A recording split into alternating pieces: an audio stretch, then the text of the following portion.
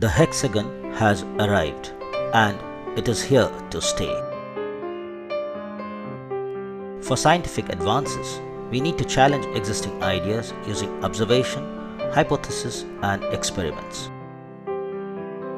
4 iris hooks produced a square pupil, and that led to these square pupil expanders. We never explored the possible advantages of any other shape or design, but nature seems to prefer the hexagon, the honeycomb, the soap bubbles, the giant's causeway, and carbon nanotubes.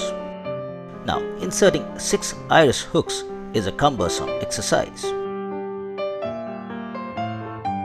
But a hexagonal pupil expander can do that very easily and safely. The 75 micron B-Hex pupil expander has a single plane hexagonal design with notches and flanges.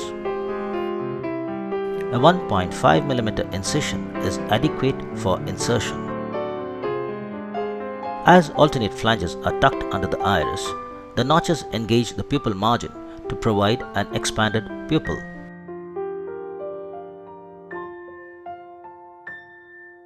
As one flange of the B-Hex is disengaged and drawn out, the trailing flanges disengage spontaneously. The B-Hex can exit even through a 1 mm side port incision. The housing presents the sterile device at the incision.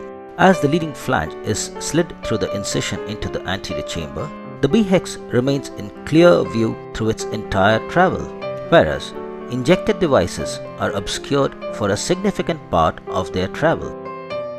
The forceps provides excellent control while tucking the flanges.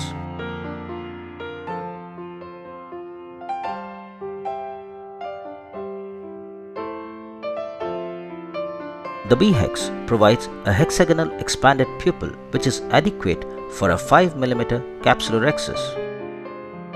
The phaco probe and other instruments can be moved around freely in the anterior chamber since the ultra-thin device does not come in the way.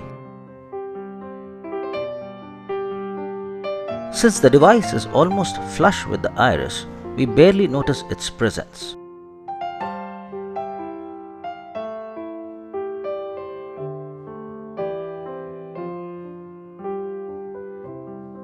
The irrigation and aspiration cannula can also be moved freely in the anterior chamber.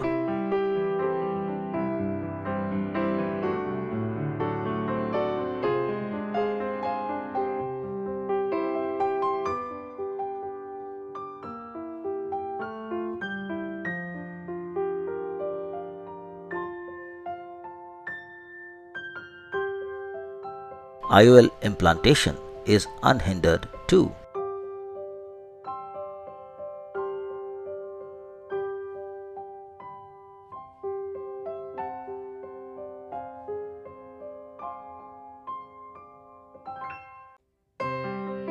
The cannula can be comfortably passed under the IOL to remove OVD.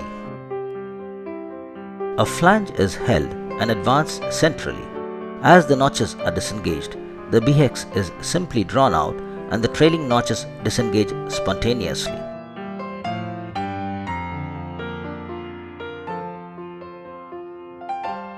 It is so gratifying to see a nice round pupil at the end of surgery.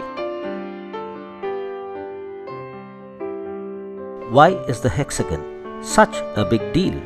For safe surgery, all we need is a 5.5 to 6.5 mm pupil opening represented by the incircle of the square or the hexagon.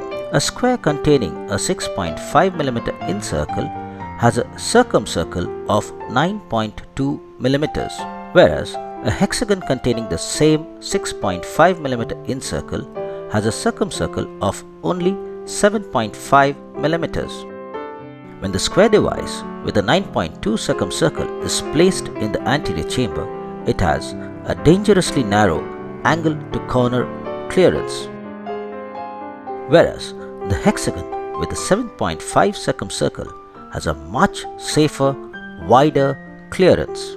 That makes the hexagon a much safer shape for pupil expanders than the square.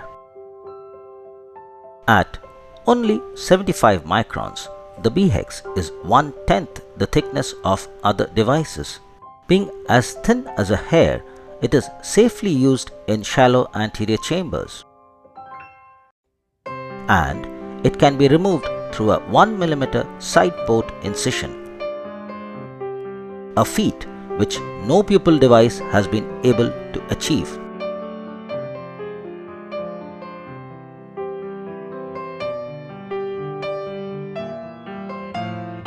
For surgeons who prefer IOL implantation under irrigation only with no OVD, the B-Hex can be easily removed only under irrigation too.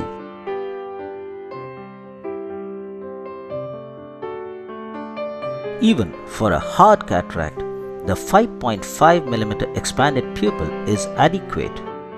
Chopping into small fragments conquers even a rock-hard cataract.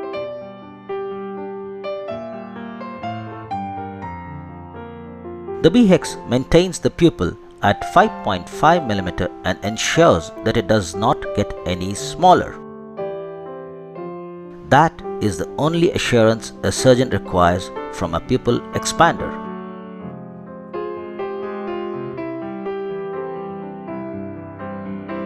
We have adequate visualization for cortical cleanup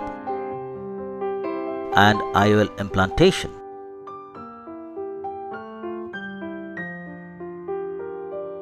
A round pupil is so essential for good outcomes of a presbyopia correcting IOL.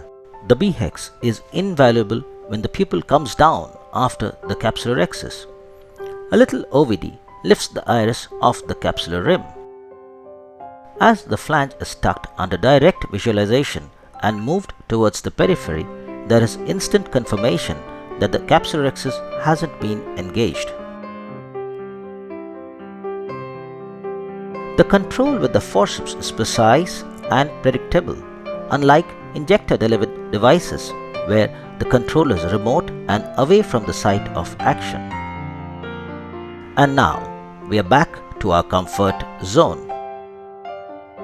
Now that the capsular excess margin is seen, we are certain that it has not been engaged by the B-Hex.